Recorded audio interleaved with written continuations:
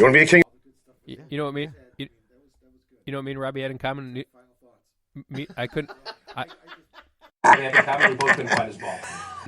Oh man, we had two Teds today. We had two Teds. Two guys who have no idea where the golf ball goes, and I gotta walk around. I gotta chase around. First, I go Ted over here, and then I got Mrs. Haverkamp. He goes, "Where's my ball?" I go, "Well, it's over here." He goes, "Right there." I go, "Nowhere near there. Nowhere near there. Way back here." Matt, Ted, and I golfed with we got paired up with a guy, real nice guy, Robbie. He is a nice guy. I was there. He's a nice guy. I know, but I'm telling our listeners because you just go into these things, no one knows what we're talking about. So we got paired up with this guy, Robbie. He's in a cart. He's an older guy, probably 65, 70 years old. And he's recovering from hip surgery, crushed his hip and broke his fibula, so he's riding in the cart. Did he see how he did it? No. Oh. Pretty hard opioid addiction. I thought it was I'm sure it was a ladder. He seemed like a guy who would fall off a ladder. Yeah. I'm assuming it's a ladder. He seems like a Social Security disability type of guy, you know? No. He just seems like a guy who would fall off a ladder. He hit his ball. He had a hard time tracking his ball. He'd hit it straight up in the air, and it would land 50 feet in front of the tee box, and he'd have no idea where it is. That's happened to me before. So I was like, I'll watch your ball. We've all done it. But on the first tee, actually, I did see his ball. It went straight up in the air, went down the middle, and we couldn't find it. We couldn't find the first shot off the tee. We never found it? Never found it. We had to take a job. We were looking, and I saw it. It went up, and it was like in the middle. I'm like, but it didn't reach the fairway. And I'm in the rough. This time of year is hard. I mean, it was the sun. It wasn't that bad. It was actually pretty well clear. I had a hard time. We couldn't find. Yeah. Teddy, you know what I was thinking right now? You are not the kind of guy who would fall off a ladder, because I don't ever imagine you being on a ladder. Could you imagine Ted ever doing any work around the house? No. Where he could be on a ladder? I would delegate that job. Ted's the kind of guy that walks under ladders. Ted, what do you got that ladder out for? In case something falls, ladder will break its fall. The ladder will break its fall. Yeah, Teddy, have you ever fixed anything at your house? Yeah, I think I fixed. I can't remember what it was, but I did fix something. I think I changed the filter in the furnace. The light was off once, and I hit the switch, and it came on. Yeah. No, I always wondered. Changed some bulbs. Mow some grass. Yeah, because my soon-to-be son-in-law, I guess, is just a brutally bad. Not a do-it-yourselfer. Do-it-yourselfer. Yeah. Yeah. He's a somebody else do it kind of guy. All right. That's not a bad thing. It's not a bad thing. Well, I mean, if he's going to rent, it doesn't matter. But if he's going to own a home, which I don't necessarily recommend the at basic this time. things, most people his age are in the same boat. And I'm guilty of it, too, because I don't know, we don't spend enough time. The kids have no interest in watching me change the furnace filter. They have no interest in watching me, whatever it is, around the house. So they don't know. Boys, you're doing it wrong. Pull your pants down. Watch this. I got this. I got this. Watch. Why does it always have to come to? I mean, I'm not climbing on the roof. I'm not a professional. I mean, if something's wrong up there, I'm just going to get someone who's better at it than me, and I'm not risking life and limb to, No, but that's why. I mean, so my dad was the same way. I didn't do anything. It was hand him something and then fall asleep or do whatever. But I kind of made Jack do more stuff. I was like, you know what? I started grabbing stuff, and I was like, you know what? There's nothing he can fuck up here.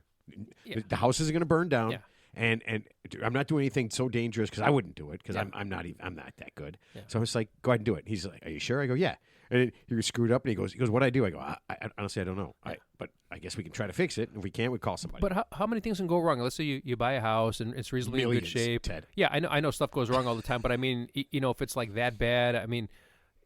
Like your hot water tank goes out. I mean, you get professional, right? You order a water tank, and they would just come over and put it in and solder it in there. And I mean, there's stuff that if you got to shut the whole power down to the house, if you got electricity, something electrical related, you got to shut off the main water line. Wait, do you really heard, mess Mark? with that You stuff? heard that, right?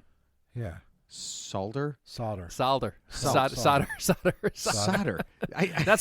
solder. I was trying to figure out what you're talking about. Yeah. Is that how you put one in? Glue it with a torch. Yeah. But I mean, you got to be able to take the water heater out by yourself, right? Save a few dollars so you're not spending, you're not having somebody.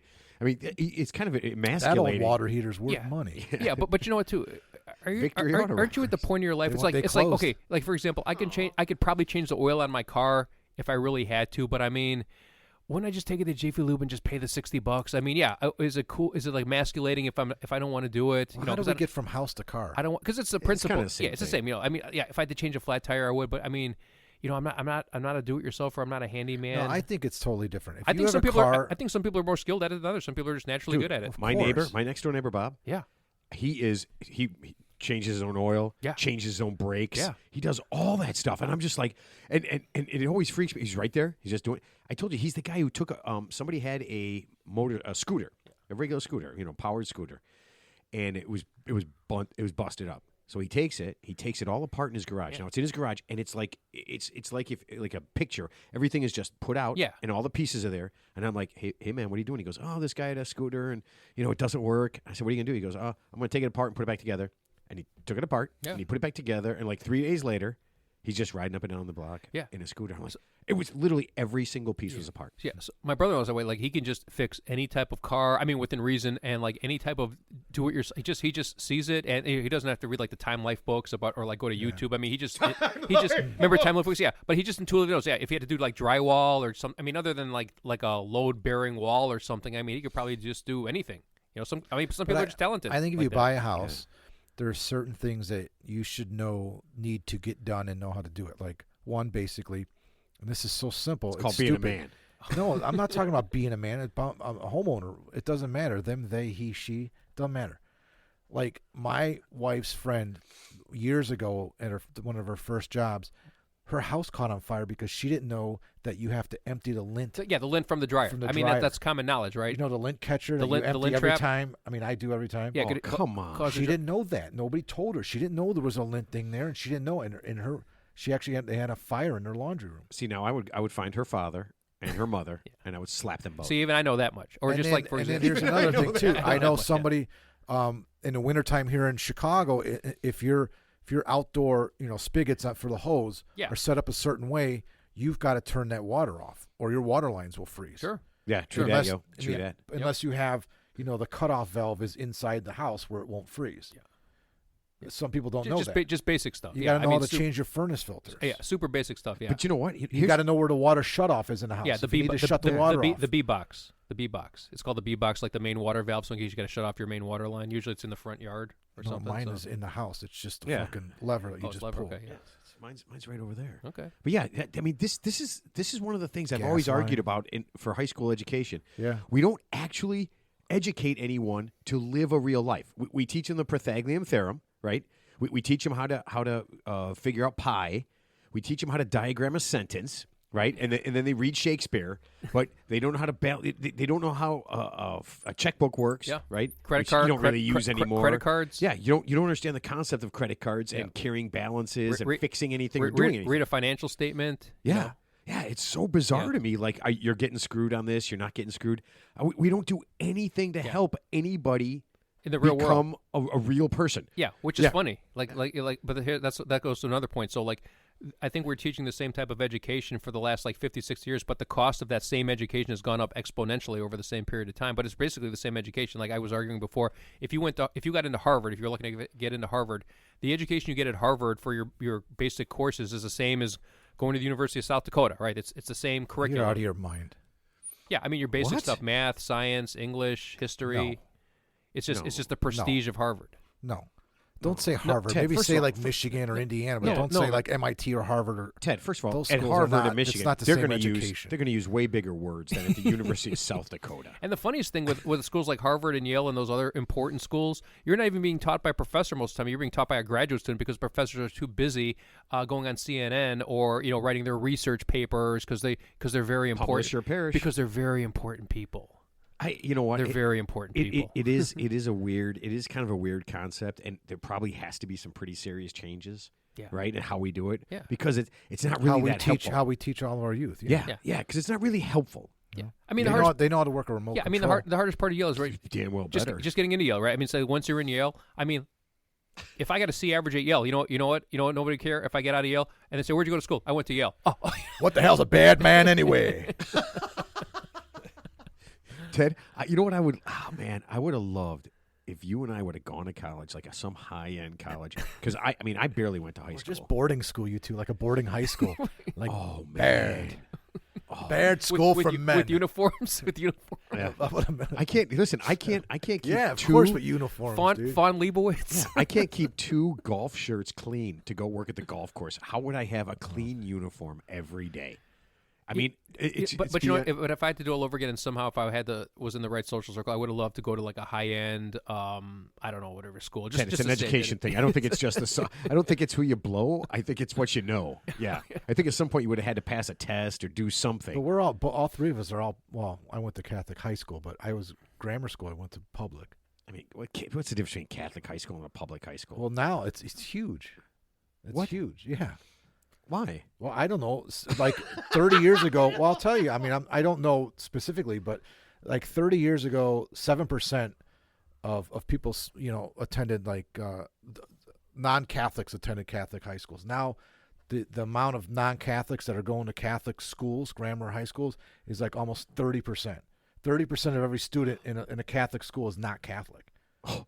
What do we do? Lynchings? Burnings? I don't understand. There's a reason for it because no. I'm not saying it's a better education, but I do think that in the private sector, they can take certain liberties and hold people more accountable than you can in the public school system.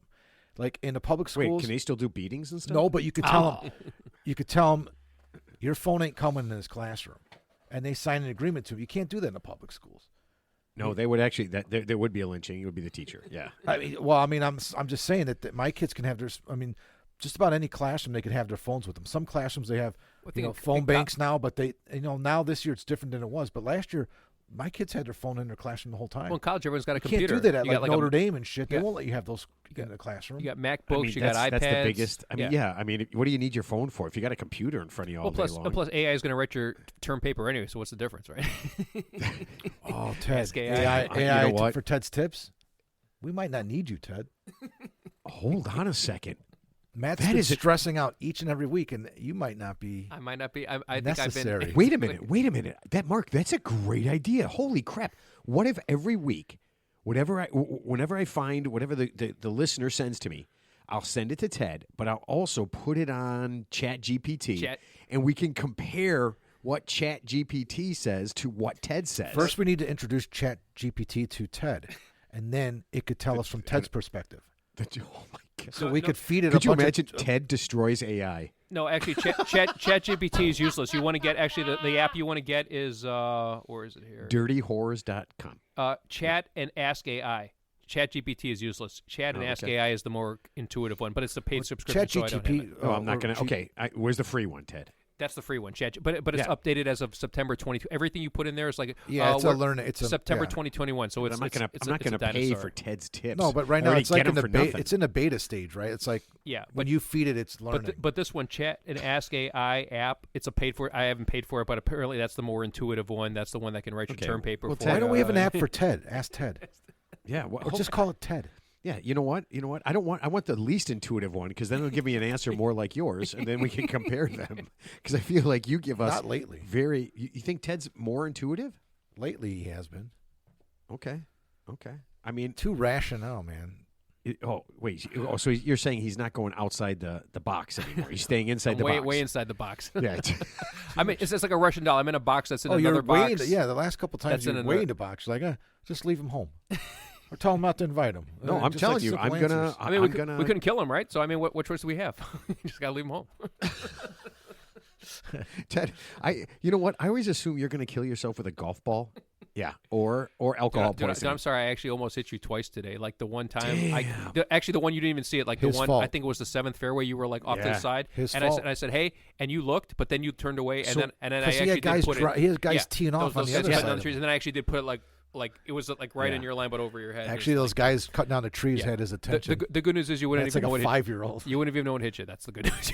You would have died stupid and happy. No, hold on a second. I'm gonna tell you guys what I saw. We almost saw a guy die today. I saw it, and I'll tell everybody. So they're on the golf course, and they got this chipper machine, and it goes in the back of the truck, and they just throw limbs in there, and it goes large tree branches. So I'm watching this genius, and he throws this really big log in. The first thing I do, and I'm yelling at these guys, he throws a log in, and it goes sideways, and it hits him, and it knocks him over.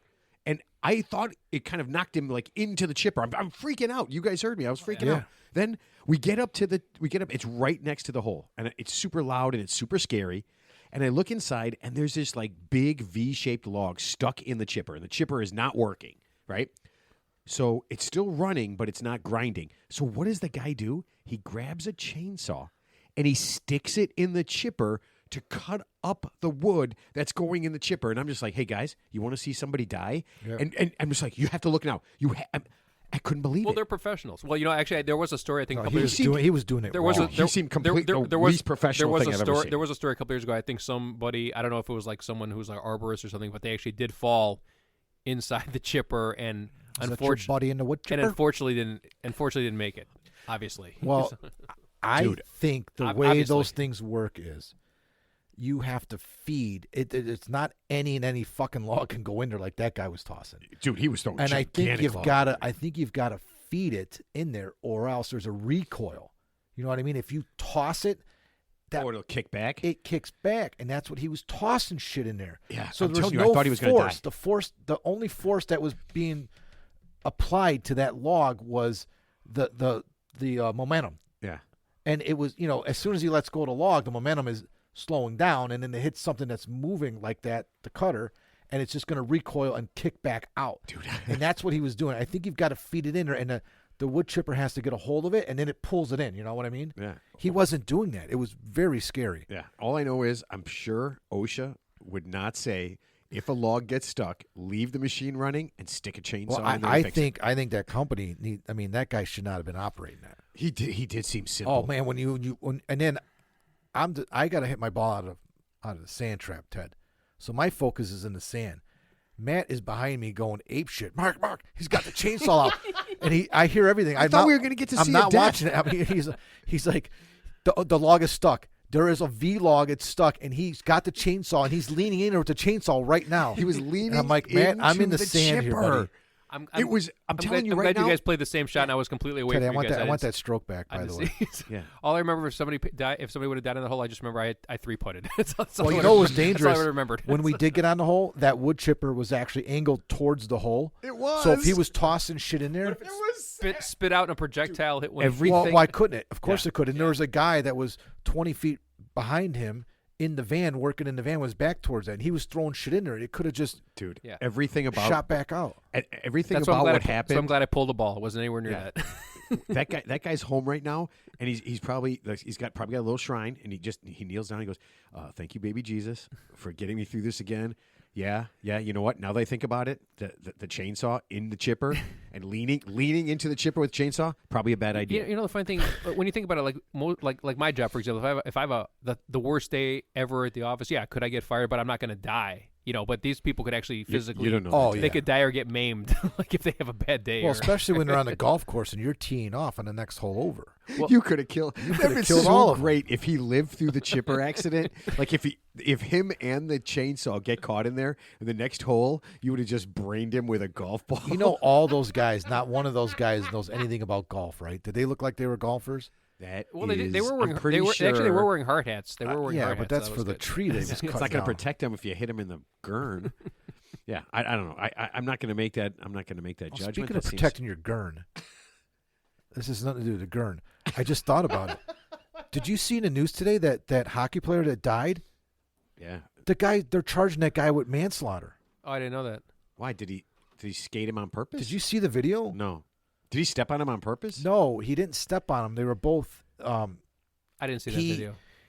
He got upended and his leg kicked out. The guy wasn't on the ground. He wasn't on the ice. I mean, were they in the parking lot? No, they were on the.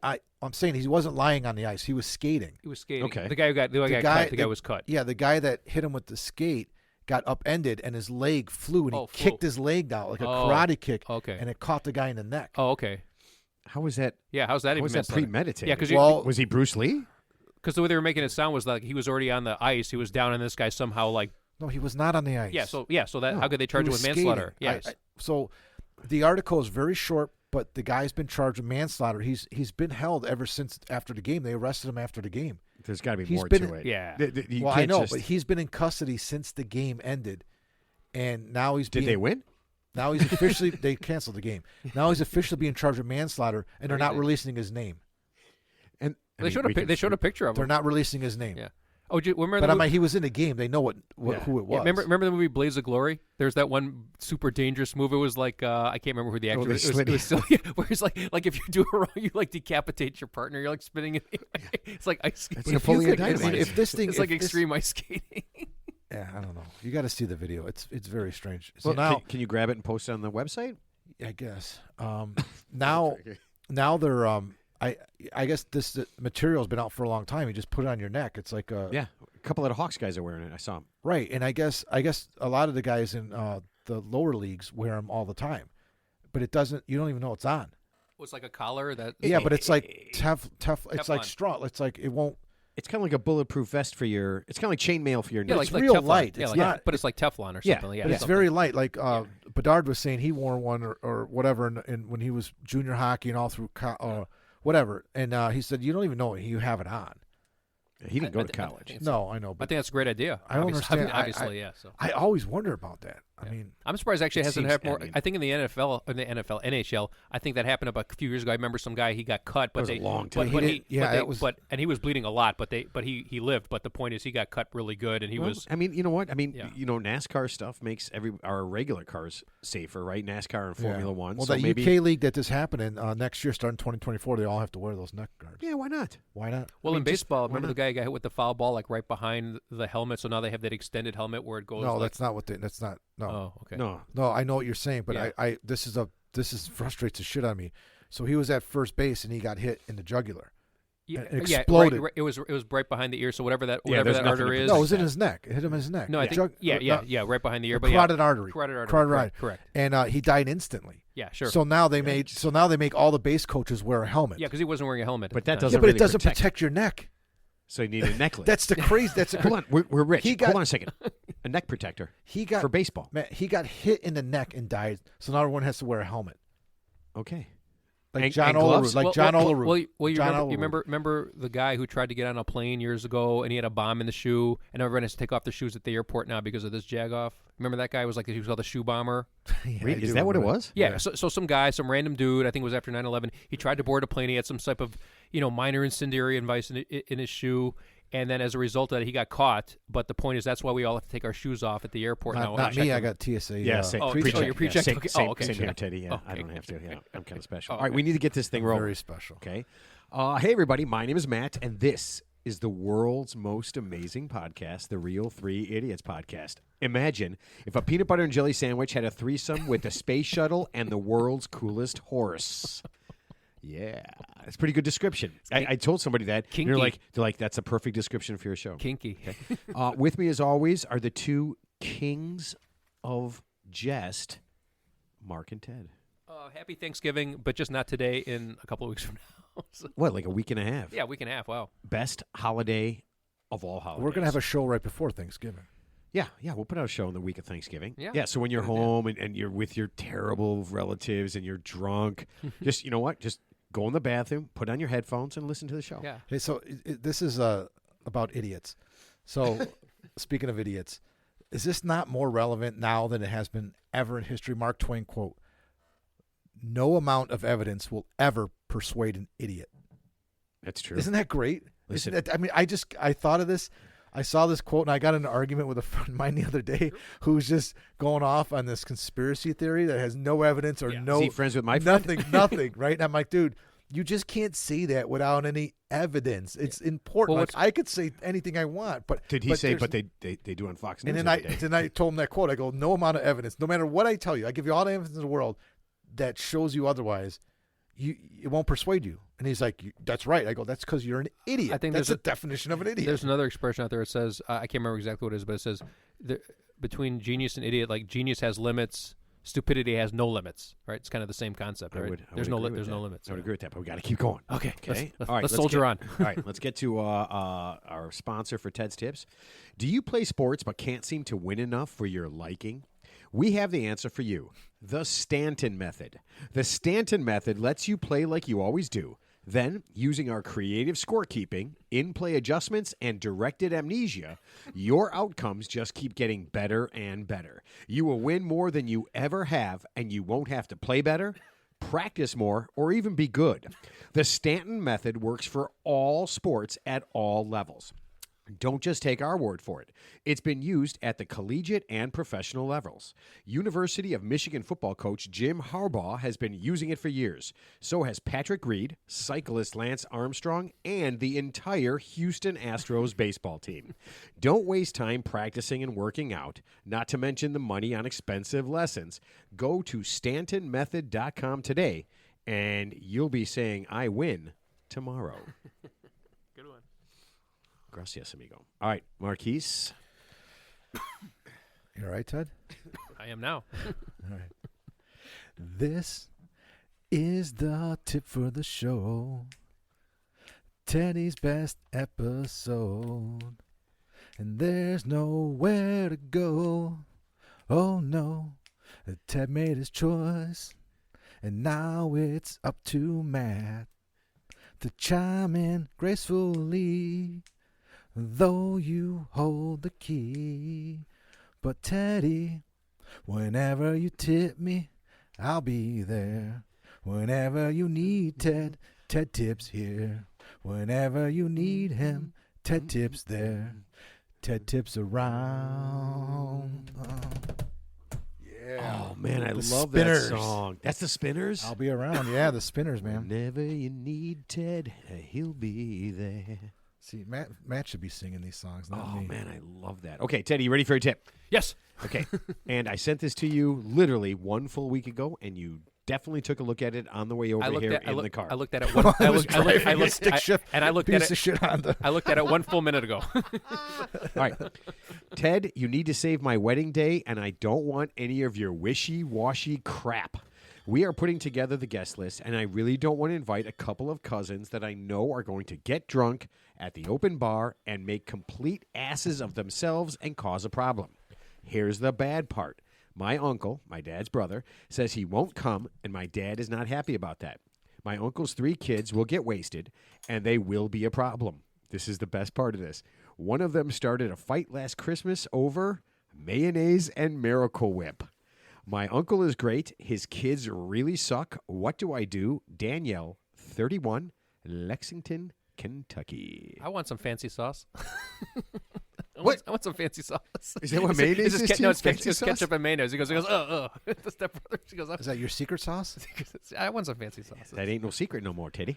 Okay, I thought about this long and hard for several seconds, and I've come to the conclusion, okay, here's the thing. We can't disinvite them, right, because that would cause a whole hullabaloo of issues. So here's what you're going to do. Okay, you know what you're getting yourself into, so you're going to get ahead of it. You're going to get ahead of it. Here's what you're going to do. Okay, let's assume there's three of them, right? 2 or 3 cousins. It seemed like, yeah. Yeah, so there's 3 of them.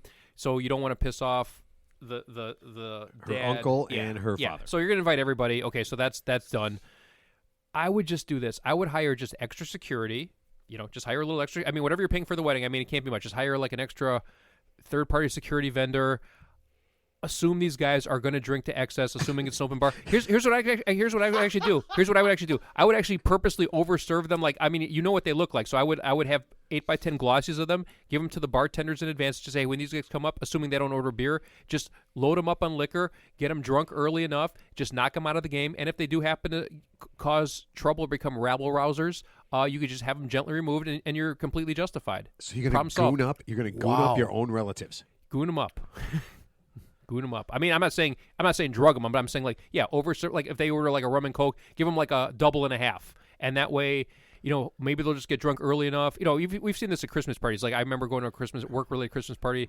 It was open bar. The guy, he drank way too much. By the time the festivities started, he was already out. So he wasn't even like there. So I'm not saying it's going to be tough with 3 of them. But, I mean, if you could just knock 1 or 2 of them out, maybe they just won't, Wait, what if you roofie them?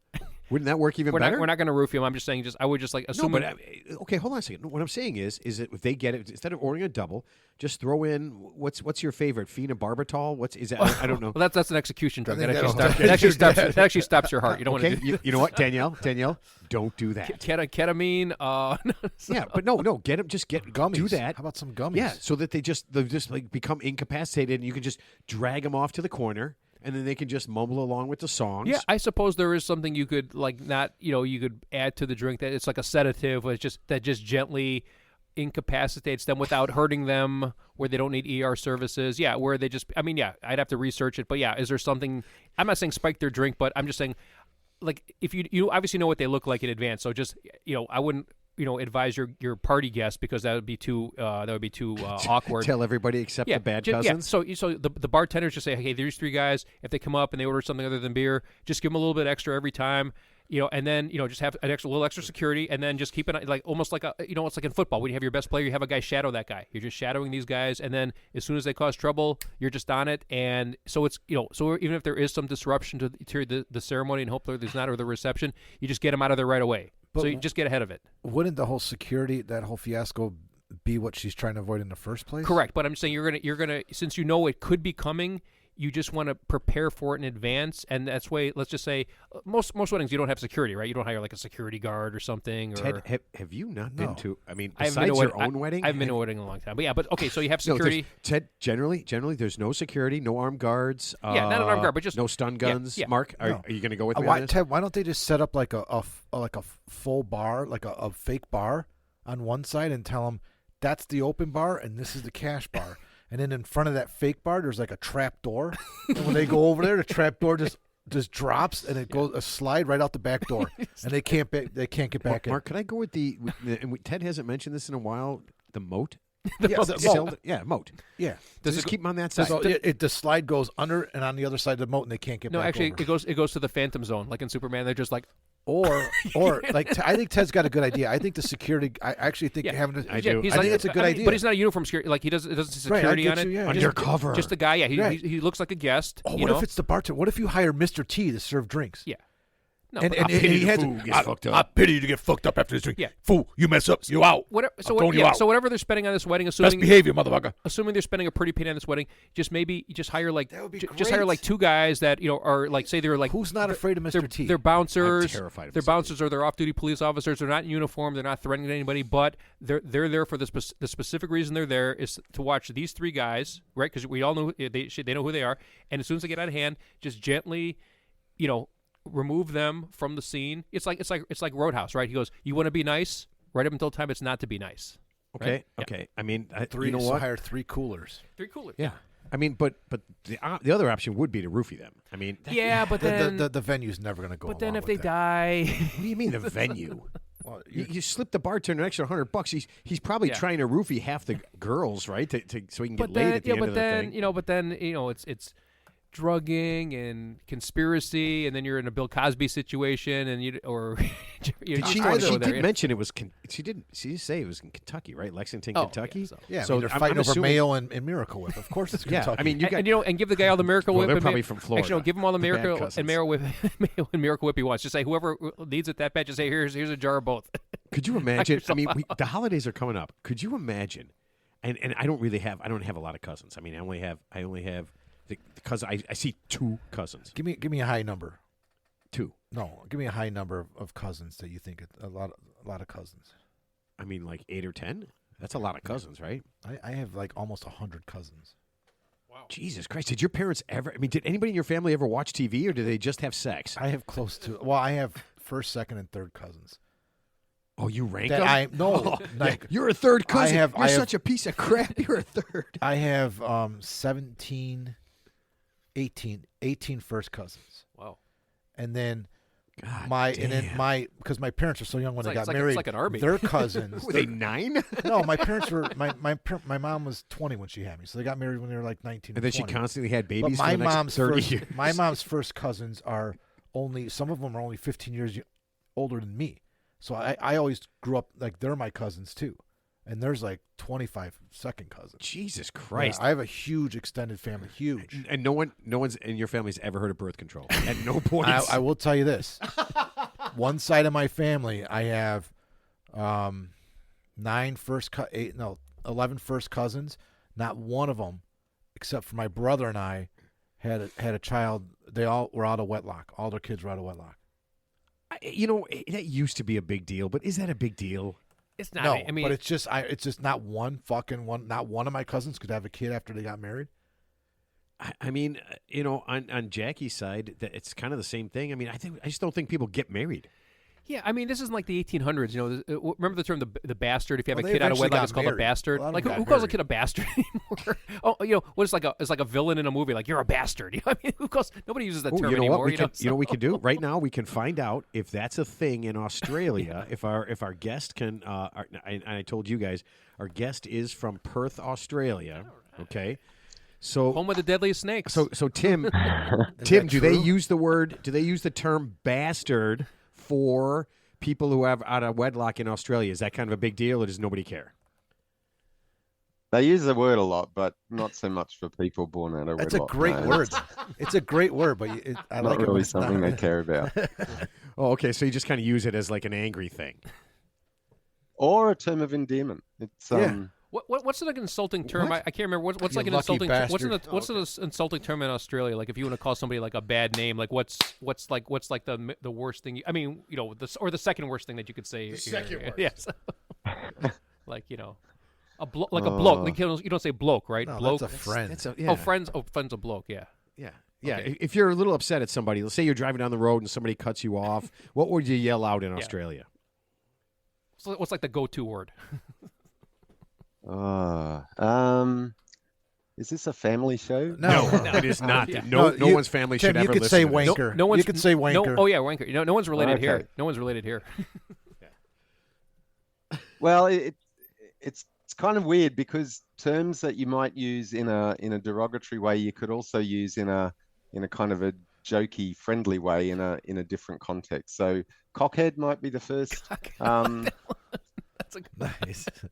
Okay, I like that. I like that. You know what? I like that. I like that you're thinking so wholesomely that you can't come up with a bad word. Because if I started drilling these two buffoons, we would get. I mean, we could my probably God. get Forget an hour's worth of bad words, Forget and it. then we'd never be able to talk to you. But let me introduce everybody and let everybody know who you are, and then we'll get it started here. Our guest today is Tim Carey.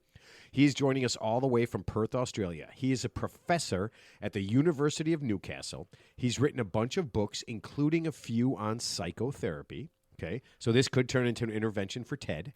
Okay, and the reason Tim is here is because he wrote a really cool article on being average and how the world is basically pretty average, and it blew me away. So, Tim, welcome to the show. Welcome.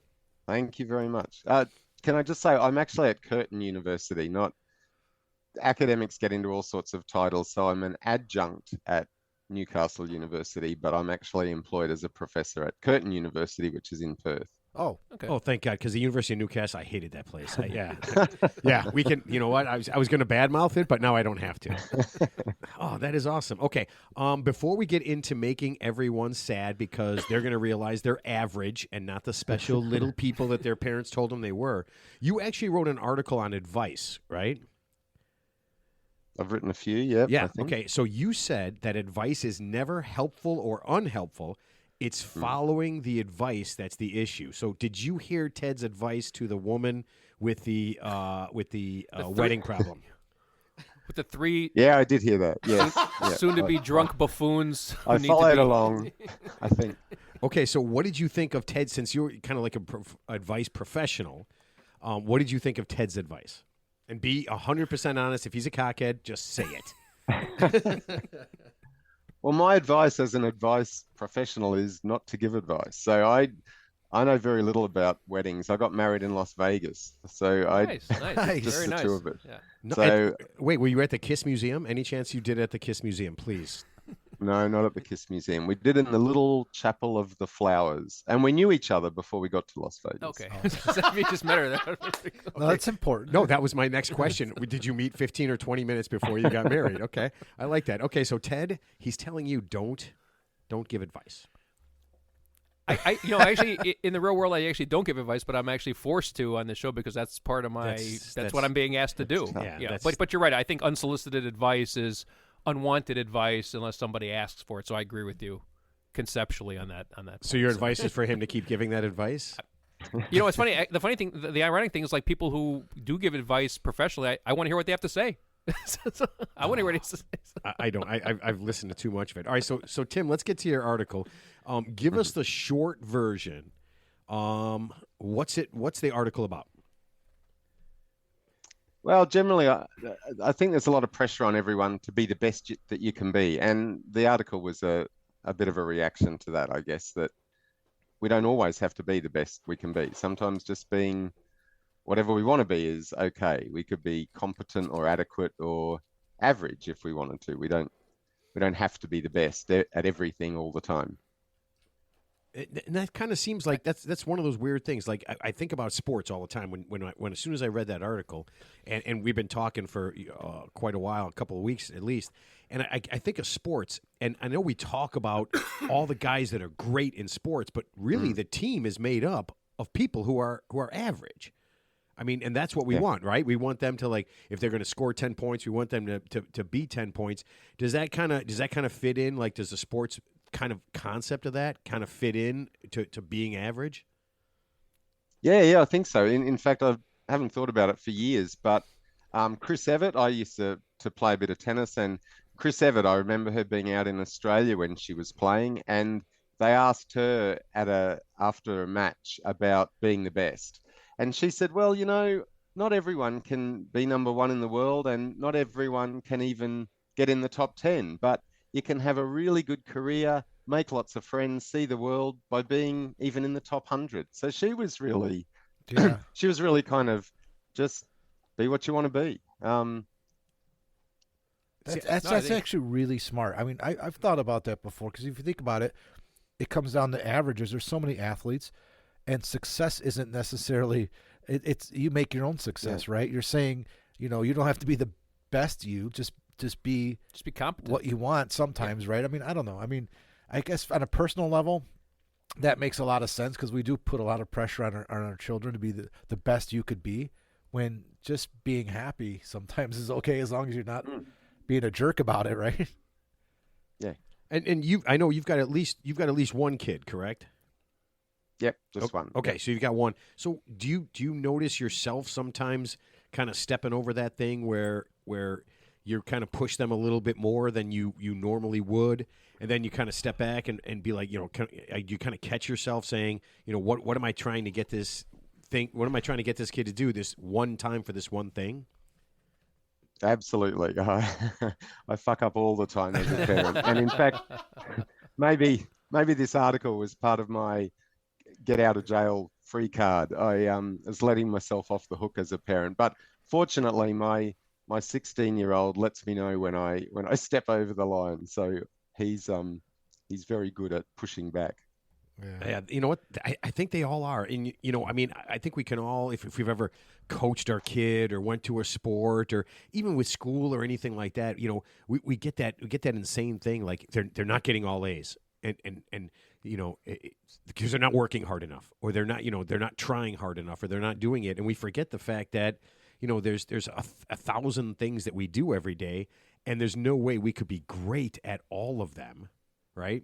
So what's something, Tim, that besides, you can use that as your thing. What's something that you do great and you're kind of cool with that, and then something that you don't do well that you've kind of accepted that you're kind of, adequate on? Okay. That's good. One of the things I like is writing. So that article about embracing averageness. I like writing. I write scientific articles for work, and I write those shorter articles for just but for the general public. So to make kind of sciencey things more accessible and hopefully helpful for people in their everyday lives. So I think about words a lot. I rerun sentences in my head and really enjoy playing around with words and so on. So writing's maybe something I'm okay at. Better than okay maybe on a good day. Maths, on the other hand, is something I continue to battle with. And it's interesting in the States. You guys refer to math, but in Australia we call it maths with an S. I don't know why we put an S on the end. It sounds cooler. Maths, yeah. But we had 6 months living in New Hampshire a few years ago, and my son used to get picked up all the time at school about saying maths when it's math. So that was. He also used to put his hand up and ask to go to the toilet, because in Australia we call it the toilet, but over there you guys call it the bathroom or the restroom, and So the other kids would tell him, "No, it's not the toilet, it's the restroom." And he said, "I don't want to rest. I want to go to the toilet." So, Cultural thing, yeah. so writing, I'm pretty good at. Math, I did veggie math at school. I've kind of struggled with math. I'm a bit better at it now than I was, Wait, but I what's still. What's veggie math? Oh, well, that was the subject. So we had 3 different types of math you could do in secondary school. One was the real advanced stuff with, calculus, and the people who went on to do engineering did it. And then there was sort of just the normal maths. And then there was the maths for people who couldn't get into the other 2 maths classes. So it was, it was a bit like, the stuff you were talking before about in school not being kind of relevant to life. This was sort of like life math. Sure, yeah. Do shopping lists and things. So I have a question about the article about just, it's okay. It's accept average, embrace it. It's okay. That's really a cultural thing, though, don't you think? I mean, if you look at certain cultures, like, one culture that comes to mind is Japan. There's so a lot of athletes for sure, but I think as a culture, they're so competitive, just competitive, and just really, really focused on being way above everyone else, from school to sports to technology, right? Technology, it's huge, and they're highly successful on all levels and all fronts. But I mean, think about we compare our kids to those kids and the pressure they have in school and how intense it is. So that is really it's refreshing, but it's really a cultural thing, right? Yeah, no, I completely agree, and I think cultural, but also maybe a level of affluence. I think when we get to be in a society that has a certain degree of well-offness, that we can worry about things like this. I had before starting at Curtin Uni, I had a couple of years in Rwanda at a university there, and 75% of the houses in Rwanda still have dirt floors. They a lot of Rwandans, at least the ones I spoke to, didn't kind of spend a lot of time worrying about whether they were happy or whether they were fulfilled or whether they were the best at what they were doing. They were just kind of doing what they could to get by. So I think that's part of it too. It's certainly cultural. Some cultures prize individual achievement and autonomy over social kind of affiliation and social togetherness. So yeah, I definitely think that's a component. Yeah, well, I think we've all heard the expression "keeping up with the Joneses" as we speak. Yeah, for example, you got to have that Tesla. Got to get that promotion. IGM, I got mine. My house is bigger. I got the McMansion. But you said, it's more of a cultural thing because, like I said, if you're just worried about your basic survival needs, you're not worried about having a 6-pack abs or Yeah, that kind of puts things in perspective. Yeah, so it's all a matter of just like I think if you live in like a society where there's you're already well to do, not necessarily monetary wise, but just like you're living very comfortably. Then it's like, well, what's the next frontier? For example, we at work, there's always like some mid-level manager who says we need to do this better and faster. But there comes a point, well, this is as good as it's going to get. It's not going to get any better than this. No matter what system you put in place, you're not going to make somebody perform any better, even though we pretend that they are. I mean, I think about that too. Like, so, or if someone messes something up, but we have to change everything to make sure this quote unquote never happens again. Of course, it's going to happen again because it's human error. Yeah. So it's a silly thing. Yeah. So I know what you mean.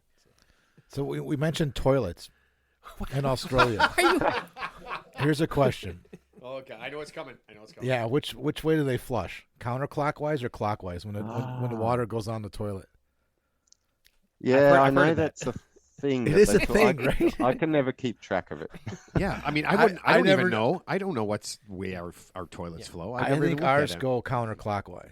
I have no idea. All right, so Tim, just to get away from moving on. Yeah, to get away from the toilet talk, but I will mention the word shit. Okay, so everybody thinks that the kids today are kind of lazy pieces of shit, right? But could it be that they're actually the smartest generation because they're not killing themselves. They're not trying to work 70 hours a week. They've actually kind of learned and figured it out, and they're like, you know what? I could work 35 or 40 hours. I don't have to come in extra. I don't have to do all this stuff, and I can actually relax and enjoy life a little bit more than my parents did or their parents did. Yeah, no, I think you're absolutely onto something. It's really interesting when you look back historically. I've got quotes from like the beginning of the 1900s where the adult generation were complaining about the younger generation as being lazy and immoral, and I just think it's a feature of us that we look at the younger ones and they're not kind of living the lives that we think they should be living. The world now is just a different place to what I grew up in. Imagine kids growing up never having known a world without a mobile phone or the internet or social media or all that kind of stuff. It's just even being able to do this. A few years ago, this would have been impossible. It's a different way of having relationships and being with other people that I know I struggle to understand. Does all this technology, because we can see all the things from all the different places, does it make us more upset that we're average? Because most people probably realize that they're average, but when we see all the other people that are kind of achieving and stuff, does that kind of put pressure on us and that undue and kind of fake pressure that would doesn't really have any effect on us? Well, I think that's a great point, and part of the reason that I wrote the article, there is such a lot of pressure in social media where everyone's portraying themselves as having these kind of ideal lives and doing great things when a lot of it is probably made up. I know a lot of the photos that are on social media are photoshopped the heck out of. There's a real sense of, and it's something we talk to our son all the time about, to kind of think about the source and where it might have come from and how it might have been created. I think you're absolutely right. There's a huge pressure from social media to be that amazing, wonderful person. It is information overload. Yeah. I mean, it's crazy. Well, it depends on how susceptible you are. I mean, some people maybe have that inner need to feel like they need to, show off, and just show off that, hey, I'm better than I think I am, versus someone who, like, say, accepts their lot in life and just say, hey, you know what, this is as good as it's going to get. I'm happy. I'm content with it. I'm not going to play center. I'm not going to play center for the Lakers. I'm not 7'3". I'm 5'9". So anyway, I'm going to go on record right now and just say, long before I ever met you, appreciate you coming on, I did a Google search of like averages, and I'm going to tell you the top 3 things that I put in. I'm not embarrassed to say it. Okay, I Googled average height of a man in the United States, average salary, and yes, I did Google average penis size. I had to know. I'm not going to admit it. Yeah, I admit it.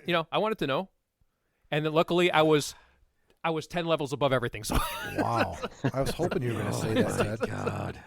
So that was a close one. Oh man, you know what, Tim? Here's a funny thing. Every time Ted talks, he does 2 things. He never asks a question, and he always terrifies me that this will be the last show we ever do with a guest. All right, so let me ask you this: in America, we have all these angry protests, and we have road rage and mass shootings, and I don't know if you guys have all that stuff. But if people would just embrace the fact that they're just going to have an average life, or their day is going to be adequate, would that kind of, you think it would kind of help people just take a little step back, do a little self-evaluation, and help them to think before they do something really stupid? Yeah, I wonder if that's, if people themselves, but also if managers could back off a bit. We were talking about that before. If managers could kind of promote competence and adequacy in the workplace rather than excellence and being the best. I wonder if we could kind of chill out a bit more, take a step back, kind of relax a little bit. That everything, well, by definition, we can't all be the best at everything all the time. I think we could kind of slow down a bit and just kind of appreciate where we're at and what we're doing, and that we, in lots of ways, we've got enough to live a good life and be content. We absolutely do. Okay, so here I'm going to share a couple of things, and I had to look up some averages too, just to see what people kind of do. And most everything I have is the America, because I didn't get worldwide stuff. But okay, you ready? Average American is 17 pounds overweight. Okay, I mean that's pretty reasonable. They spend 116 minutes a day on social media, and they drink 11 alcoholic drinks a week. Oh, there's a day. That would be terrible. But here's two scary things that it kind of they average. An average American exercises only 17 minutes a day, and they have less than $1,000 in savings. I found that shocking. So how does that kind of compare? If you're thinking about Australia, is that kind of? I mean, is it pretty standard? Because I really don't ever get to talk to anybody from anywhere else to kind of like get the idea of it. Does that sound pretty standard? Yeah, that sounds like I think if you did a similar study here, you'd get kind of similar findings. I think. Yep. But if you put it that way, I don't want to be average, right? It kind of makes you want to be above average. Well, isn't that the thing though? I mean, in most of our lives, in a 60-70% of our life, we're probably all pretty much the same in everything that we do, right? I mean, does that sound kind of right? And then within a range. Yeah. And then it's those extra things like some people are better at investing. They're better at that. Some people are better at sports. Some people are better at helping their friends. Some people are better at all these different things. And just kind of like understanding the fact that you can't be great at everything, and kind of just I don't know, man, just relax a little bit. I feel like there's so much tension because you don't, hit a home run every time, and you don't do, you don't write the perfect article, and somebody calls you up and says, I know I read your article was in Psychology Today, and I'm sure somebody at some point, and I'm sure whenever you write anything, somebody calls you up and says, Tim, you were wrong on that. Does that happen? I mean, do you get kind of, yeah. Yeah, not loads, but yeah, certainly people are very willing to. In fact, I wish they'd do it more. As an academic, one of the things that we have to go through is to get journal articles published, you've got to have your article peer reviewed, so other academics critique it. The critiquing I've had from people in the public has been much more severe than what I get from academics. I'd love to get a lot more of it, actually, because you find out what real people really think. Sure. Yeah. Oh man, you should. I try not to read. I mean, I do. But I try not to read the feedback we get from some of our listeners, because man, they just as soon as you say something incorrect, everybody just jumps on it like it's the end of the world. That I mean, I had to look it up. I had no idea where Perth, Australia, where Perth is as compared to Melbourne and all that kind of stuff. And I knew if I didn't look it up and I mentioned it, that somebody would get on one of our social media feeds, somebody would get on, and they do some do it nicely, but others are just like, how do you not know that Perth is on the east side of Australia and Melbourne is on the, and I'm like, man, I don't even know where half the states are half the states are in the United States.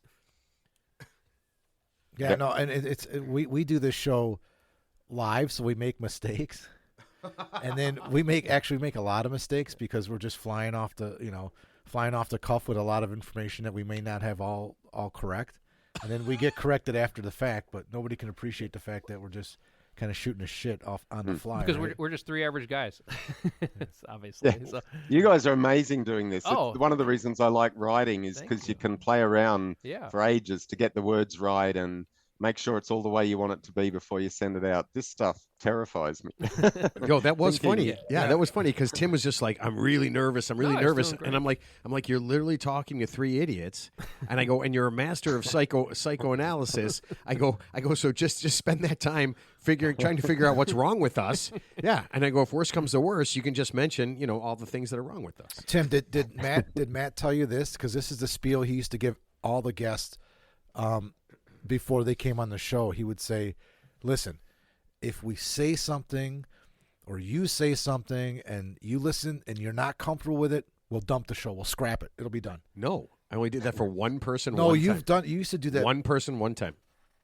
I was under the impression that you told everybody that. No. One person. So we were trying to get a big time guest on, and we never got them on.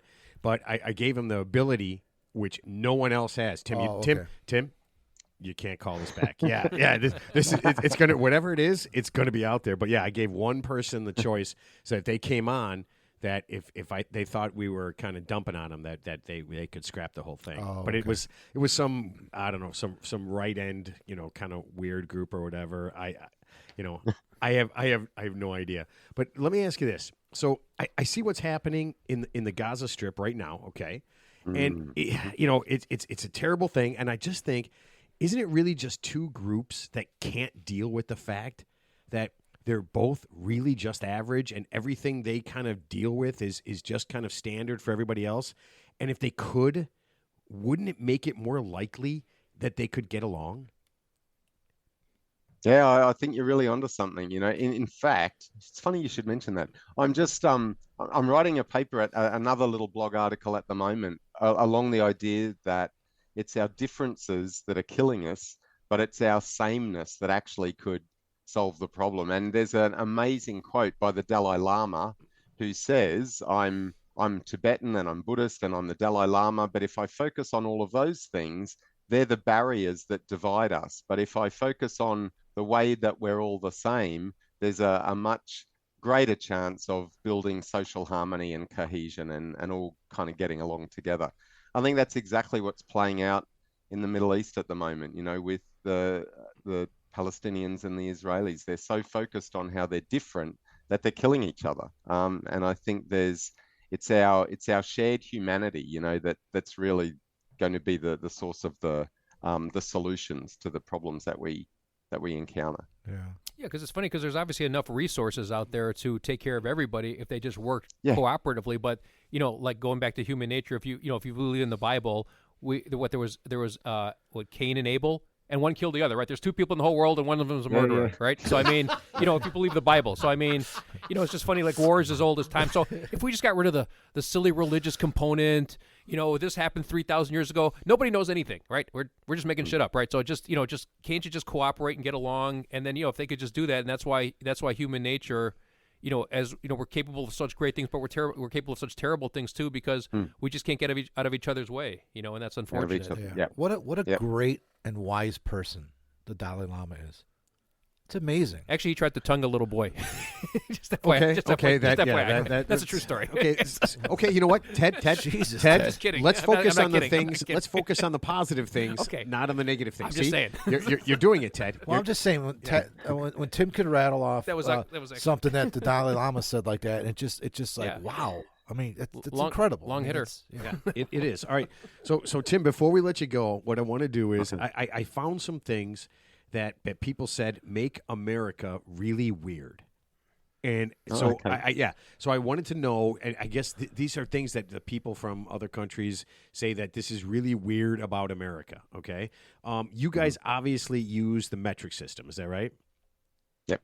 Okay, so do you guys laugh at us for using, like, the inches and stuff like that? I mean, we're kind of a joke about that, right?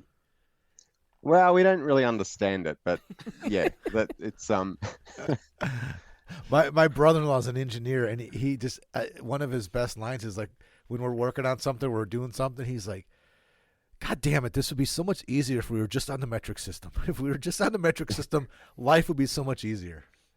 All right, here, this one. Going into debt to go to college. Does college cost you guys like $200,000, $300,000, $400,000 to go to school, or is it very inexpensive? I think, and so you got to do the exchange rate as well, but a master's degree in Australia at the moment costs maybe around 30,000 Australian dollars. Oh my God. Wow. It's got to be 10 times more than that. I mean, I know my master's was 80,000 bucks, 80,000 bucks. Well, not including your undergrad degree to get to that point. Yeah, I went to a really lousy school, so it was very inexpensive. Yeah, I wasn't very good. Okay, wearing swimsuits to the beach. Are you guys swimsuit people? Yep. Oh, okay. Ted, cancel our trip to Australia. It's optional. It's optional there. Wait. Can you be naked at your beaches? Some beaches are optional. Some other beaches, it's hard to tell whether just how strictly people have interpreted the swimwear rule. Some swimwears look like they're optional. Sure. Oh yeah. Okay. All right. So Tim, I'll hit you up for that list later. So we can. Yeah. So I actually read this. I know you guys are gonna hate this, but I want to bring it up. So I heard 6 of the 10 most deadliest snakes in the world are in Australia, or like at least like half the world's, like if you have the top 10 list of deadliest snakes, 5 of the 10 are in Australia. That's what I heard. Does that make sense? Yeah, that's probably right. Yeah. Okay. Do you guys walk around? Do you guys have tons of Starbucks like every 35 feet? And do you guys walk around with coffee all day? We drink a lot of coffee, but there's not a lot of. There's a few Starbucks in some of the city. I don't think there's one in Perth that I've seen. But we have lots of coffee shops. Are you guys obsessed with drinking water and staying hydrated? Does every single commercial and every single thing that you do focus on the fact that if you don't have a water bottle in your hand, you'll probably be dead in a few minutes? No. Here's a good question. There's a bit of awareness about needing to hydrate, but it's not a thing. Oh, God. I wouldn't say. So I read this. I just read this recently. So the average salary in the United States in U.S. dollars, I think, is about, I don't know if it's like a family of 4 or whatever, but I think it's about $45,000 to $55,000. How does that compare to like the average family in, say, Australia in your dollars? Yeah. So let's just say, I think the minimum wage here, for example, in the United States is like, I think they just raised it like $15 an hour in U.S. dollars. Like what's like the average hourly salary in Australia, if you don't mind me asking? Yeah, I'm not sure. It would be, it's a bit higher than that, I would think. Okay.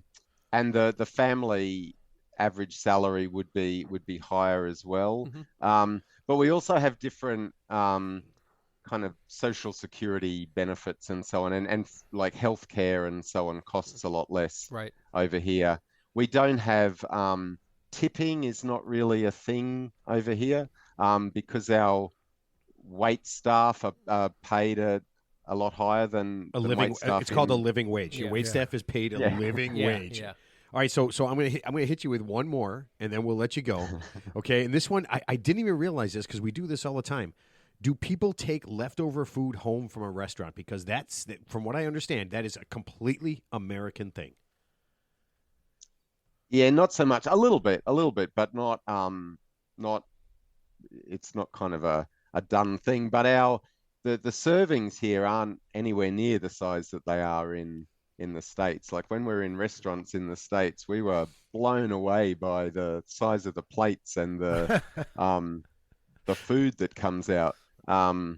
So the serving sizes aren't as big. And if you've got stuff left over, you can kind of ask to have a container to take it home with. But it's not a super common thing, I wouldn't think. You got to bring the container back to them. Oh, that is so. See, and that was one of those things when I looked it up. I'm like, I have to know some of this stuff because I have almost no frame of reference. I've only been to South America. That's it.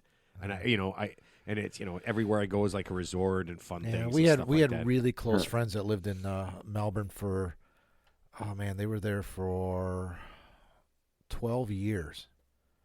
And they just moved back about 3 years ago. So they were there for 10 years, and they moved back 3 years ago.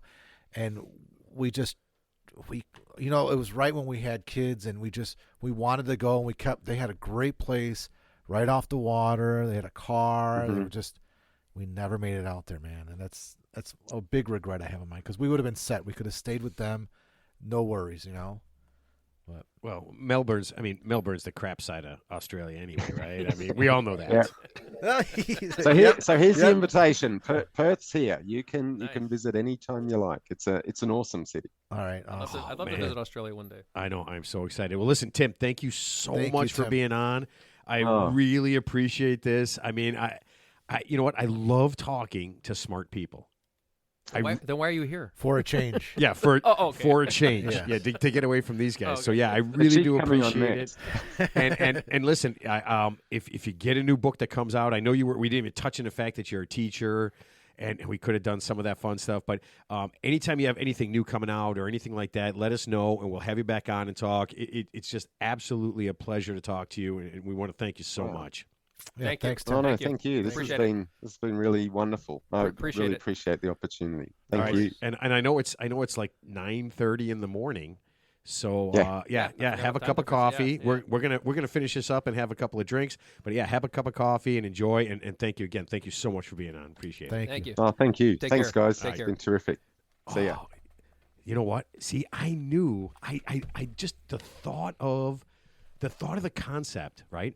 Of being average and kind of. And not accepting your lot in life because that's silly. I was just going to say lot in life. I mean, it's really your lot in life. life. That's the focus of his article. That's what Ted and I were kind of talking about. Yeah. I mean, I think we're talking about averages, like the average American money earnings. I think his article is more about the pressure of being above average puts on you as an individual. Well, look at work, for example. Let's just say you're a outstanding performer at work. What do you really get for that? You get more work, right? You get more complex work. You don't necessarily get more pay. If you make more pay, it's negligible compared to the average or below average people. That's at least what I've seen in my experience in the workforce. So it's almost like, I'm not saying quiet quitting, but I'm saying it's almost like detrimental to be above average, whatever pay grade you're in. Like, just say you're at the high end of your pay grade, whatever that is, and you'll get more work and everything and more stress, but you won't necessarily get recognized for that. So sometimes it's actually detrimental to be above average at work. Well, that's the thing about, like, when we talk about the generation and being lazy, and he's right. Every generation complains about the people, but I think even now with all the info, I think 20-year-olds and 30-year-olds are realizing if I work 70 hours a week and I do that for 30 years and I piss away 30 years of my life doing that, the best 30 years of my life, and those 30 are gone. Yeah, what have I done? I've made some asshole or set of assholes who are higher level than me more money, and they didn't need it. But what did I actually do for myself? Actually, it's funny you should say that. I just read something. I can't remember the context, but it's called lazy girl jobs. Like certain women are quitting like high pressure jobs to just do completely chill stuff, and maybe they're making a little less, but it's like super low pressure, and they're actually reveling in that. So they're actually embracing, kind of like taking a job where there's less responsibility. And just, you might not make as much, but how much do you really need at the end of the day? I mean, it really is. And, I was going to mention this funny story when he talked about his high school math, where he's in the low end. Yeah. When we got to college, we took teacher's math, and it was basically, here are 7 numbers. Which of these numbers aren't in order? Yeah. It was literally, that was math for teachers. Yeah. That was math for teachers. And if you aced all the tests, you didn't even have to take the final. And it was basically, and I was sitting in a class. You're a teacher. Yeah. It was, dude. It was the weirdest thing ever because I sat there and I'm like, oh, I walk out and I'm just like, oh, I don't have to come for the last 2 weeks of class. And people are like, oh, I got to pass this final. I'm like, wait a minute. Yesterday was questions. Which number doesn't have a 7 in it? Yeah, and I was just like, "Are you fucking?" You know with what, me Matt? right now? Some of my favorite and best teachers were not the smartest people in the world, but they were the most caring and hardworking and interested in your becoming a smarter person. And I'm not bullshitting. Some of the smartest teachers I had in high school, those are very difficult classes to get through because they had a sense like a superiority complex about them. Yeah. Like we were all dumb and we didn't get it, and they spent less time teaching and more time like degrading us. And the other teachers that probably weren't as smart as them, we learned a lot more from. Yeah, but aren't those people narcissists anyway? So, I mean, they kind of create this little fantasy in their mind where they just think they're more special than somebody else, but in reality, they're really not. So it's almost like a little social construct they have in their mind where they want to believe that they somehow know they have some secret information that nobody else has, when in fact, they're really not that much more clever than anybody else. But I guess they insulate themselves from reality by it's like magical thinking, right? Like if you believe something so badly, I think every occupation has those people, right? And that just all they want to do is show you how smart they are, and they're not interested in helping you figure out how to do things better, right? Like you've had bosses who are busy telling you why you're a fuck up, and instead of helping you to not be a fuck up anymore, right? They're not interested in showing you stuff. Yeah. They're interested in showing you how much smarter they are than you. Yeah, well, it's funny. Like by the time they get done like berating you, they could have told you how to do it right. Because I mean, exactly. Because nobody knows how to do. You can't assume everyone knows what you know. So like you have to show them what to do. But like like actually the bad boss, and I think I mentioned this several episodes ago. You could tell actually they're the actual incompetent boss. The incompetent boss, when you ask them a question, they basically get really defensive. They ask you a question on top of your question because they don't know necessarily themselves. So because someone who does know could just easily say, "Hey, let me just show you step by step," and that way, once you know, you don't have to broach that particular subject again. I think that's to me one of the biggest things is the person. I was going to say guy, but I know a person. Yeah. The person who isn't afraid to say, you know what, I don't know. Yeah. I don't know that. Let me find out before I say something stupid. Yeah. And make it wrong. And that's the thing too. I mean, we shouldn't be afraid to make mistakes. It shouldn't be the be all end all. And like I said, I think overall, like we're too polite with each other instead of just saying, hey, you know what? Let me just show you this. I mean, so we're scared to hurt someone's feelings because we live in a society where you can't hurt somebody's feelings because there's someone so sensitive. Yeah, have a little. I'm not saying like berate them, but yeah, have a little tough love. It's okay to critique somebody, in a polite way and just say, hey, this is what you're doing wrong. Let me show you this. And most normal thinking people could come around. It's just the purple. So don't say, what are you, stupid? This is how you do it. Yeah. It's obviously an approach thing. So well the thing there's two things I hated saying, and I tried never to say it when I was teaching, is one, this is simple, because that's a ridiculous concept. Right? And I heard teachers saying it all the time, and I'd be like, yeah, you don't want to say that. But it is. I said, no, not for everybody. The whole fucking world doesn't think that's simple, okay? I mean, Michael Jordan says, here's what I'm going to do. You're going to set a pick. I'm going to go over here. If this guy's open here, I'm going to pass it. If he's not open, I'm going to shoot it. And if I can do it, I'm going to dunk that. See, it's simple. And you're like, wait, I'm sorry. You said something about dribbling and looking? I'm sorry. You said Michael Jordan was going to set a screen for somebody? Yeah. No, remember that Tiger Woods commercial? It was funny. That was when he was actually, this is back in his heyday. But I think there's a commercial where he goes, okay, first thing you're going to do is you're going to hit the ball 300 yards, and you're just going to hit a wedge into the green and just make the putt. And we just, for a golf lesson, hit the ball 300 yards. Yeah. It's simple. And then the other thing I always thought was you learn more from doing something wrong than from doing something right. Yeah. Right? And 99% of the time when you fuck something up, it's not the end of the world. Nobody dies. Yeah. I mean, if it's in the Super Bowl, it's probably a tough time. It's a tough time, right? But if you get back to the Super Bowl, you're not going to do that again, right? Like the Seattle Seahawks are just going to hand the ball to Marshawn Lynch. They're never not going to hand the ball to Marshawn Lynch. Here, I'll give you an example. Last night's football game, the Bills aren't going to have 12 guys on the field when the Broncos miss the easiest field goal in the world and then fuck it up and let them kick it again and lose, right? You're not getting so you did it, right? And it sucks, right? But you're just not going to do it again, right? So you learn something, right? I don't think Buffalo's learning much this year, dude. They're learning how to lose. Wait, they're not going to win. They're going to lose 10. Did you say Buffalo? Lose 10 games. Did you say Buffalo lost to the Broncos? Yes. Oh, I'm so glad. Dude, you need to do less drugs and stay awake. Yeah. It was a fun game, Peyton and Eli game. But yeah. I mean, it's on a much bigger scale when you're doing that. But I mean, you do learn more from when you fuck something up than when you don't, right? Like if I screw something up, here's what I hope. I hope if I screw it up, I don't do it again. I mean, I'm not a goddamn genius, and I'm probably average at 99% of the things I do. I mean, most jobs you can afford to make a mistake. Here's a job where you can't. Here's like a couple of jobs. Here's a job where you can't afford to make a mistake. Okay, you're an anesthesiologist. You can't really afford to fuck that up. I mean, like if you give someone too much or too little of the right, you would hope that there's a fail-safe. That's why they're the highest paid profession, because or obstetrician or something. You can't really afford to have a bad day. Brain surgery, can't really afford to have a bad day at the office. Yeah, but you know what? I can afford to have a bad day. You know what? If you're a person who does have bad days, podiatrist. Who really gives a shit? Yeah. If you fuck that up, I mean, you can just fix that. You misidentified that bunion. Yeah. I mean, a corn. I thought it was a corn. Yeah, we are going to have to cut off your toe. Sorry, man. All right, so I wanted to do this before we get out of here. There's 3 ways I found this out. Wait, am I doing a movie? Oh, can we do it tomorrow? Can we do it next show? Yeah. Yeah, can we do it next show? Oh, sorry, man. Just save it. I'm sorry. Hey, man. Hey, Mark. This show's all about Matt. It's all about Matt. Mark. I'm not going to look at you. Mark, I fucked up. See, he made a mistake, too. I made a mistake. Okay. There's 3 ways to combat being average. Okay? This is what I got. Follow your curiosity. Okay? So if you're feeling average, find something that you're interested in and kind of follow that thing and make it something special. And that's kind of why the 3 of us are here right now. I mean, that's what it is. Lean into hard work. That's what they say. Lean into hard work.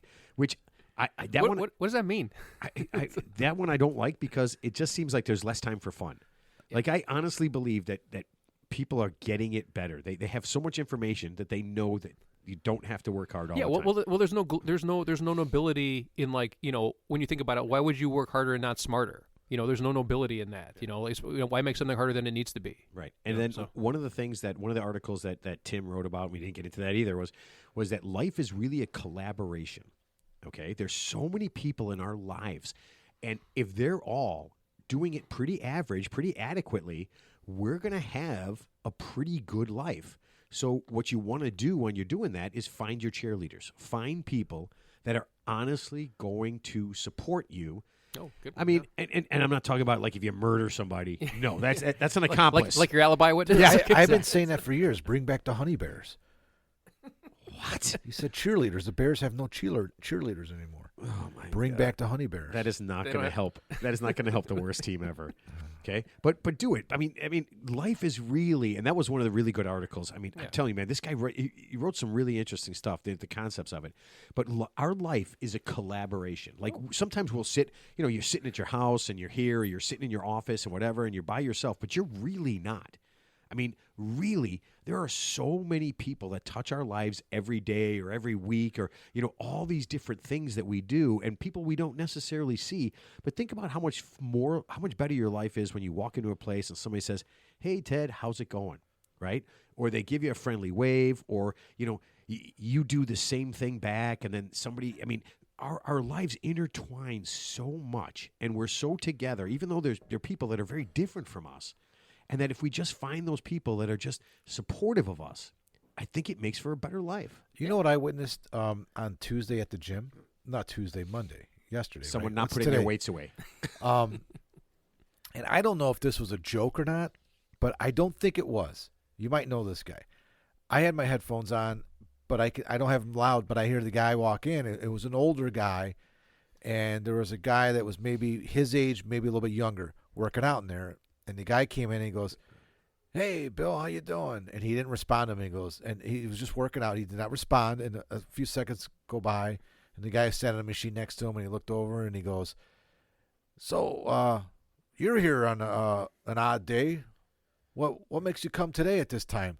And the guy looked at him and goes, "None of your fucking business." No and way. Yeah, but here. Wait a minute. Our gym, there's literally at any point, there's one person in the gym, and that's you. At best, I've seen 5 people in this gym, and they're all so nice. So this guy was probably 70 years old, and he was really fit. And when he gets done working out, he goes and he walks on the path, on the walk. The only guy I know is Steve. I learned a guy's name. The track. Yeah. So he literally did that, and the guy started laughing, but he didn't laugh, and he went on to talk to him a little bit, and the guy didn't respond to him at all. And then the older guy that came in, he just left. Wow. Yeah, and I couldn't. I know, I could. This could have been like two friends like you and I, Ted, just goofing around. It could be all out of context because I had my headphones in and I wasn't really concentrating on it. But I heard the cordials at the beginning, and then when the guy didn't respond to the first cordial, and he asked him what he's doing on this day and this time, and he looked over and goes, "None of your fucking business." And the guy just kind of laughed it off, but the other guy didn't laugh at all. That doesn't seem like a funny thing to say. I mean, I would do that all the time to good friends. But, a good friend. This older guy left the gym after one machine and then went and sat at the table with a bunch of other guys. And when this guy came out, he went straight onto the track and just walked because I could see him walking around the track. There was no interaction after that. I was like, "Holy shit, dude!" Okay, so talk about we're gonna have some fun. Okay, so you and I are going to the gym at the time when that guy was there. We're gonna find you and I are gonna find and ask him why he's there at that time. This guy. Why are you there? Why are you here? Yeah, no, we're gonna find this guy, and I'm gonna fuck with him until he's either nice. No, he looked like an angry guy. Yeah, he was like a Vietnam. I don't care. Either way, he's either gonna we're gonna laugh about it, or he's gonna kick my ass. He's gonna cave in my head with like it's a 25 pound. It's like Chris Hansen. What are you doing here? Why are you standing over this guy? But all right, so let's put this thing to bed. It was great, man. God, I love talking to different people. Yeah. I really, really enjoy it. Tim was awesome, but Mark, last thoughts. I'm looking at Teddy and trying to scare him. I think that the topic of his article. Can we post it on the website? Yeah. You know what? I'll text him. Yeah. Oh, yeah. It's out there, so we can do anything we want. But I'll email him at the end of the show and ask him if it's okay. Because I think it's really interesting. And it puts life in perspective when you read it and you think about it, especially when you're raising kids and you put all this pressure on them. And they get to a point like he has a 16-year-old son, I got a 17-year-old, and I got a 19-year-old. But my 17-year-old they both push back a lot. But now I'm living this through my second 17-year-old, and I'm really getting it now. And he said this to me on more than one occasion when I'm like, dude, you got to be doing this, this, and this because everyone else is doing. Because he's a basketball player. I'm like, everyone else right now is out there working their asses off, and you're not. You need. He's like, Dad, I'll be okay. It's fine.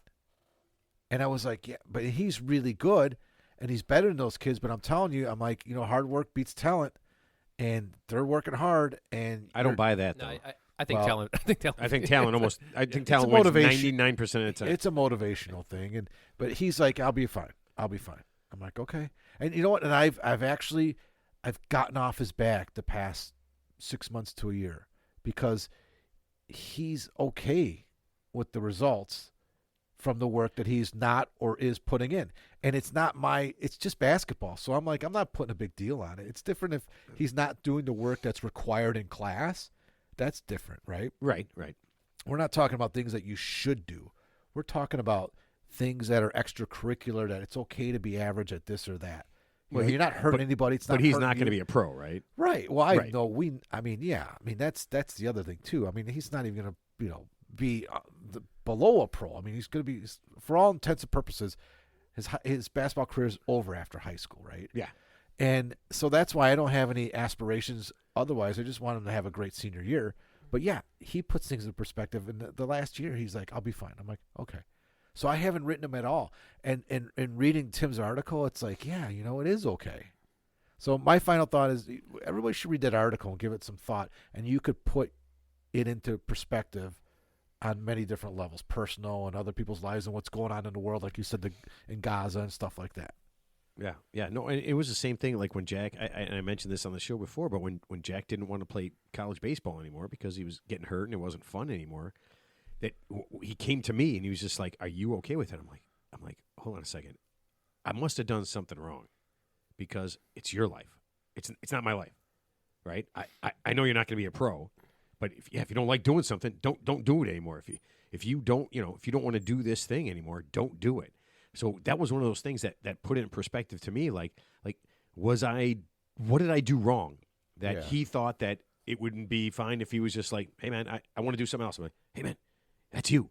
Yeah, I'm not in charge of you. You're an adult man now. Yeah, go ahead and do your thing. I probably should have figured that out when he was like 12 or 14 or something, but I didn't. So I don't know. Teddy, last thoughts. Yeah, I mean, I figured out obviously a long time ago intuitively that I'm pretty much just cog in the wheel, average. I'm not gonna set the world on fire. But the cool thing is if you could just do something extraordinary, just once in a while, just have a flash of just something that not necessarily just help you, but just like help somebody else where they didn't see that coming or they didn't expect it, or whether it's in sports or something, like let's just say you're just an average hitter and once in a while you just hit a home run. That's kind of cool because no one expects that of you. I mean, but that's good self-satisfaction. I actually kind of feel sorry for the people who are probably more gifted, but then something stops them along the way, like there's like an injury or just something that stops their trajectory. That's got to be frustrating for them because they've probably been told their whole life that hey, or they can clearly see that they're better at their peers at whatever endeavor, and then something stops them and now they're kind of pulled back into the pool of averageness. I think those are the people that need to reconcile their existence, and just say hey, because I mean, if you were never like going to exceed in something, it's like, well, there was no expectation anyway. But it's just about managing your, you just got to be happy with what you have, at the end of the day, and accentuate that. So, and I think some of that is, I mean, remember that there's 8 billion people on the earth. 8 billion people. If you live in Lincoln, Nebraska, and you're special, are you really special? Because it's just Lincoln, Nebraska. You're the king of Lincoln, Nebraska, but there's going to be 7 billion plus other people. Yeah. So are you really that great, right? So just kind of accept that. The mayor from Lincoln, Freddie Hoiberg. Freddie Hoiberg's the mayor. And I'm going to blow you away with one average thing, and then I'm going to give you my last thoughts. On an average day, are you ready for this? 22% of men come home from work. Okay, or 22% of men come home from work and do housework. Okay, some kind of housework, cleaning, laundry, whatever. Ready for this? On an average day, 47% of women come home and do that. So all you lazy sons of bitches, and I am one of them, I want you to think about what we do and what you do, right, when you're average, and kind of, pick it up a little bit, right? Yeah. So just, I don't know, just think about that. Guys, do a little better, okay? Do a little better and make the world a little bit better place and Man, I cannot wait for our next show. Oh boy. No, actually, we got no guests. We got nothing. It's just gonna. Yeah, I know. It's just gonna be. Like, it's just gonna be three mumbling idiots. Well, you got your movie mentioned next show. Yeah, chomping at the bit for that. Yeah, I'm upset about that. You are, and I might have somebody. I might. He's have, like, you got to do 2. Sorry. I'm like, all right. I'm like, shoot. Dude, So, I wasn't. I tuned out like in and out of this show because I'm focused on that. So I'm so. And then he's like, no. I didn't pay attention to most of this show. And then you were just told there's no Christmas. I know what you mean. I dialed this show in, you know. But I might have my movie mention. Yeah, I might have somebody special coming in and sitting down and joining us. A local person in studio sitting down and joining us. So. When? Before Thanksgiving? Yeah, for our show right before Thanksgiving. So I know who it is, Ted. No, you don't. I don't. Can we guess? Is it going to be a mystery guess? No, I mean they're going to be sitting right there if they come. So it's somebody that we know. Oh, yeah. It's not anybody you don't know yet. Okay. Yeah. Okay. So hey, listen up. Get on. Everybody keep sending. Listen, try not to be so goddamn mean to me, okay? but you can be mean to Ted, and I'll share all that stuff. But yeah, keep sharing your tips. God, keep sharing that stuff. You guys are awesome. Anything that we screwed up today, let us know. Don't be mean to Tim. You know what? Here before we leave, Tim's a great guy. You're talking about listeners. I know what they're going to talk. I know what the first thing is to come up: the toilet thing with Australia. Yeah, I thought it was the loo. That's going to get under. I thought that was the loo. The loo must be England, right? Like what do they call it? The loo. They call it the loo all over L-O-O. the place. Yeah, I'm sure there's different things, but yeah, I know for a fact that someone right now is getting on social media and sending us what direction toilets flow. It's a Simpsons thing. Yeah, with Australia. all different things. So, okay, hey man, go ahead and send us all the toilet talk you got, and we will see everybody next week.